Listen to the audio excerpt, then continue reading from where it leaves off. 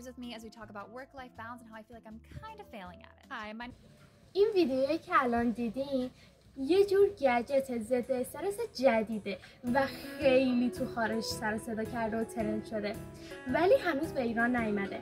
حالا اگه بهت بگم من اولین نفری هستم که این گجت ها رو موجود کرده و با کلی طرح جدید و متفاوت داره توی پیجش میفروشه، چی میگی؟ این گجت ها چجوری کار میکنه؟ اینها به این صورت توی دست قرار میگیره و به همین راحتی.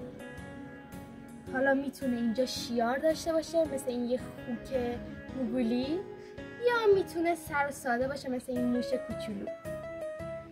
کلی طرح جدید توی پیجم هست که پست آخرم رو نگاه کنی تمامی عکسای این کارا رو نشونت میدم و توی دایرکت منو با طرحهای پیشنهادتون به چالش بکشین. منتظرتونم.